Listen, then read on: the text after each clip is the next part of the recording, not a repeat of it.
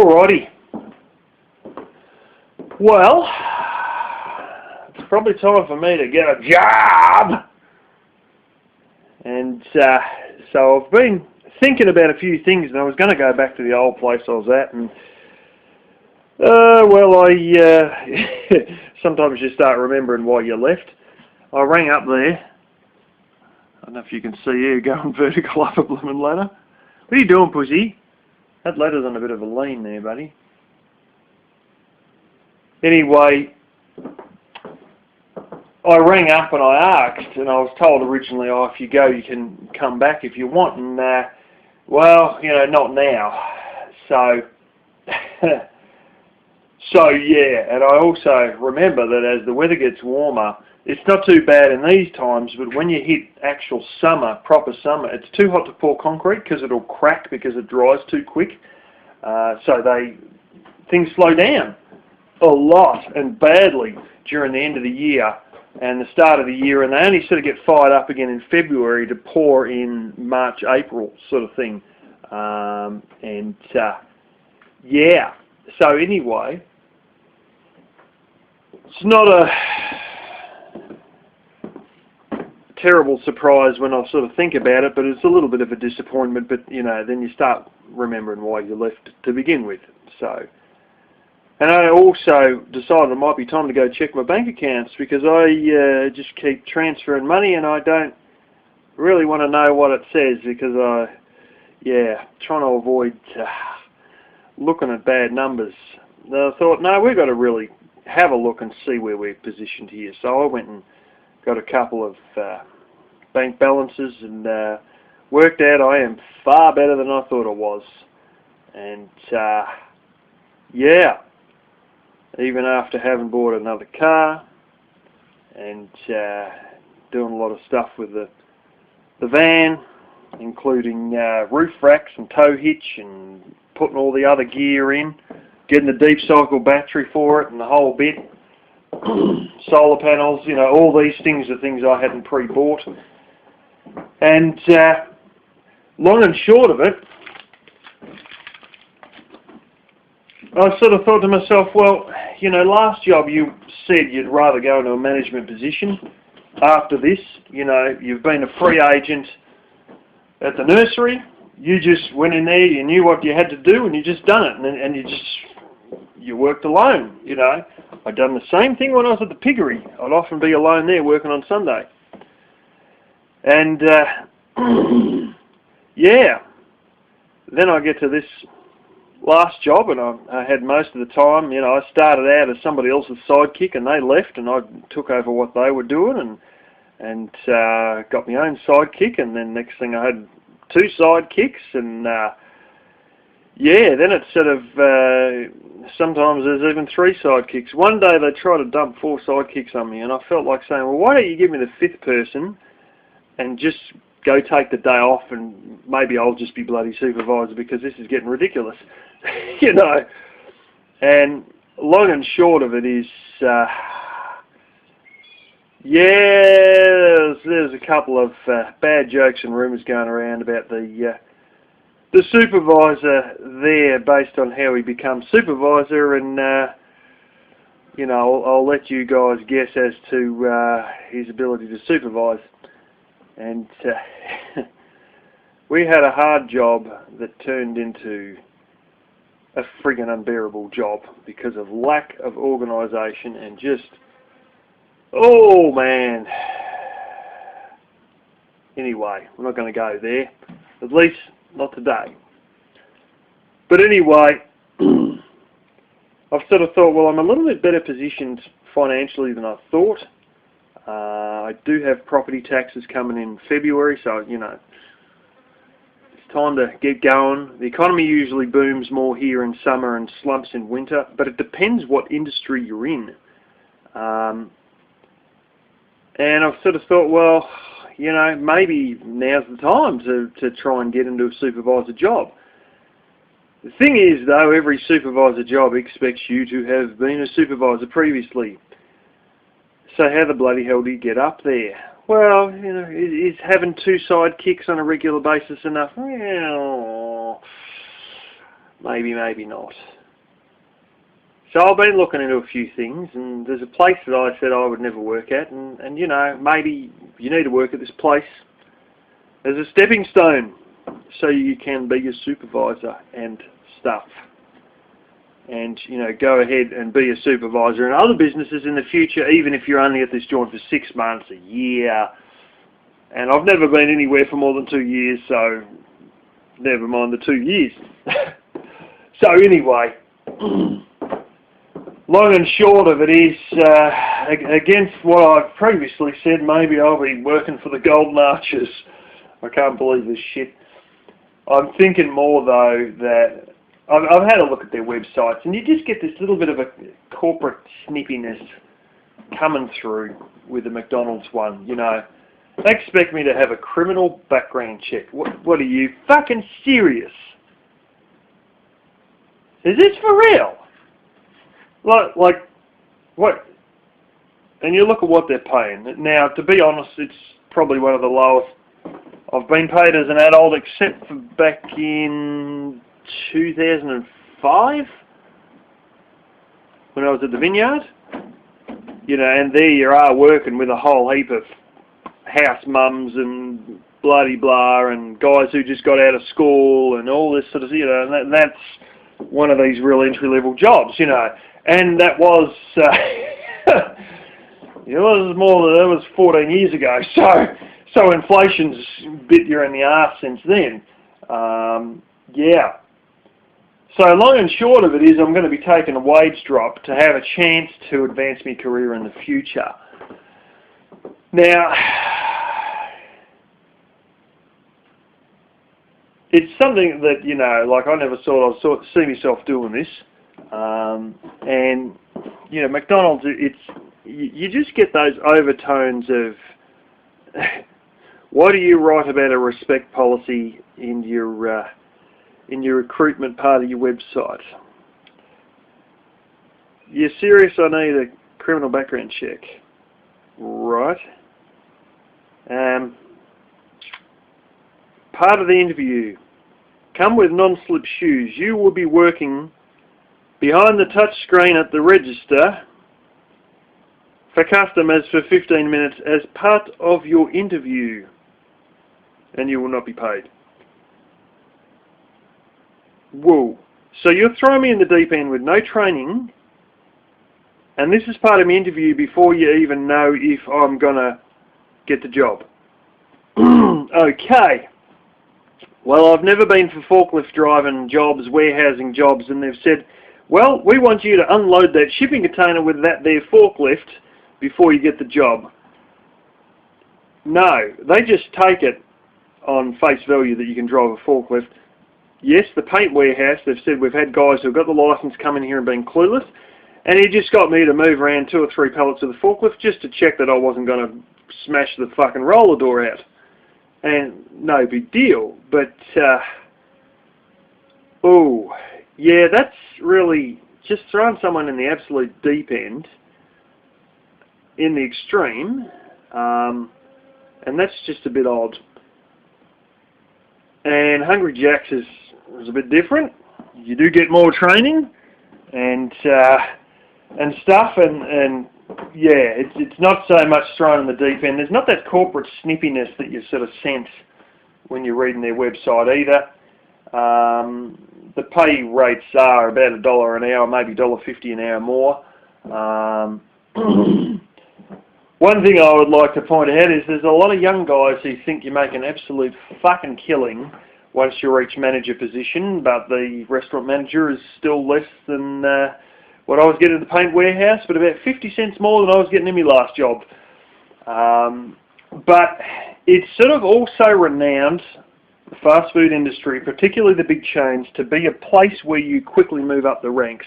And one thing with Hungry Jack's is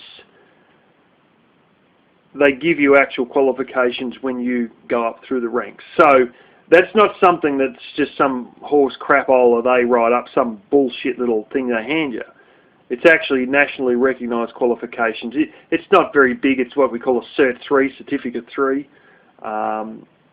And some, I don't know, retail or some bullshit. And but it's something that you can stick on your resume, which is a nationally recognised qualification, which accounts for something if you ever go on to manage a restaurant or something like that. It's not retail. There's some other Cert 3 in customer service or something like that. So if you ever end up running a small restaurant or a cafe or whatever like that, bang, you're straight in. A lot of people say that they get screwed on hours when it comes to retail. Apparently it's completely different in hospitality. And they really, you get pretty much as you ask for, sort of thing, because they're always scrambling for people there, whereas retail, it's, I don't know, they just get more people going for it, and then there's a lot less hours as a result, whereas everybody's like, I'm not working at McDonald's, I'm not working at Hungry, that shit. There's so much stereotype or whatever it is that they don't tend to work it. Then you manage to get as many hours as you want, and it's pretty common to do over 30 hours a week, and if you want, it's probably 60 hours, and they do actually pay better rates on weekends and stuff like that as well, so that's good. I think even later nights and stuff like that. But it's really the place a lot of people go to work their way up and get themselves these things. And even when you become a restaurant manager, they give you, now how's this, 12 weeks training, and I'm pretty certain it's paid for by the company, and you're quite likely even getting paid yourself during that 12 weeks. And another qualification, and that's not too bad. I wouldn't say no to that. So you sort of got to take a drop in pay to have a chance to get ahead and go back to ham and egg and on the bottom rung, which I always go back to every time I start with a different place. But at least with this one I'll come out with a qualification that'll say supervisor, and I'll be able to get another job as a supervisor or a manager of a minor thing like a little coffee shop or some crap, pretty much from the get-go. Yeah. So the next job, I won't be getting in on the bottom rung. Hopefully. Shouldn't be. And that's the whole point of this job. And that's the whole point of taking a pay drop and all that stuff and doing a job that has a bad stereotype associated with it, just so that I can get this stuff that says supervisor on my damn resume. And, considering you got guys in the States who, in McDonald's, your first step is shift you have team leader, and then you're like a shift manager, and then assistant manager, and then restaurant manager. Restaurant manager, it's not too bad, actually. It's not too bad. The pay's pretty good. I'd be taking home more than I took home at the last job, no doubt about it. But all these young guys have got the idea, this is what I've heard, you earn over 100,000 US a year if you're a restaurant manager. No, you're not. The internet says 55. Yeah. And that's US dollars. Here, in Australian dollars, it works out about 48 US, I think it is. So maybe McDonald's you end up earning more. But I think if I was a restaurant manager, I'd be a restaurant manager for 6 months and then that'd be freaking it. I'll be out of there, I'll be on to the next. So, on to the next. And try and get into something else. So a lot of other joints that are non-restaurant chain hospitality places, they do pay better, and that's fairly well known. And they, I work with a guy who used to be a chef, and he got addicted to crystal meth working there, and a lot of the people he's working with were on the stuff, and that's how he got into it. And they used to go clubbing after they'd closed at 11 o'clock at night or whatever. And this guy had a wife and 3 kids, and he's doing this. And oh, yeah, things just went off the rails with his life and he ended up in rehab. But he got his shit back together, and I worked with him at the last job. And you'll never know who he is. But anyway, he told me there's a lot of people that have just come out of jail, guys carving and tattoos, and oh, you know, from the white trash end of town and all that. And but they were just working only. But this is the thing: like, you get into McDonald's or whatever. I've seen in the States a guy in McDonald's. He's going in there like freaking 19 or something like this. Right? He was shift manager in 4 months. Woo! Now, if I've already had sidekicks and I've been a free agent at 2 different places, that's 3 different jobs. I've either been a free agent or I've had sidekicks. We'll see. Might be 2 months. We'll see. But yeah, anyway, I suppose you've got to start at the bottom to get the knack of it. And I really don't know a great deal about what I'm doing if I go into this place. But like a lot of things, I'll pick it up quickly, I'll learn quickly, and I'll get to the top. And the best part of all is when I get to fire people! No, that's, yeah. But it's not too long before you can start, you know, you get to the stage of being able to, you're the one who controls the rosters and stuff like that, you know. And they seem to have a fair overturn of people, and this is part of the reason you get a lot of hours, is because there's turning over so many people that they need everyone they can get. So they end up with people who are actually pretty crap, just because they need to keep them there, you know, for the most part. And it's really a case of just there's so many people going out that you rise to the top very quickly. And a lot of it is caused by better jobs being out there. And you know, higher paid jobs, and it's very fast paced, and if you can get a slower job on better pay, why wouldn't you? Well, that's, you know, yeah, some people are doing that, and I understand them because you know, I know where they're coming from, but I want to get a job eventually that's got, like, proper, like, you know, $1,000 a week pay. And I used to be on $1,000 a week back when I was at the radiator manufacturing place. Yes, I was. That's how I, yeah, that's mainly how I paid my mortgage off, to be quite honest. Because the money was coming in so quickly, there's nothing else you could do. I couldn't spend it quick enough. So, and I didn't want to either because I had this mortgage. So that mortgage just got ripped down really quick. But anyway, not what I thought I'd be going for. But you know, you do things for a reason. And I think a lot of, like, just what's written on the website, they know that people are going there just to be in these positions, and they've got an eye out for people who ain't dropping their shit every 5 minutes, and whoever isn't dropping their shit is going to, you know, work their way up pretty quickly. And, you know, I'd have no worries being shift manager, and the pay's not great, but I must tell you, when you've had a sidekick, you really love having your little minions under you. It's great. You can do the complicated stuff, and if there's anything real shitty or real nasty, guess who else is doing that? Yeah. It is really good having sidekicks. I mean, it is, until you've actually had sidekicks under you, you know, you've got to keep the ball rolling, you've got to keep them motivated, sometimes they fuck up, you've got to fix their fuck-ups, you've got to do the technical stuff, you leave them with the mundane work and the simple things. And not just the mundane work, you also leave them with the shit stuff.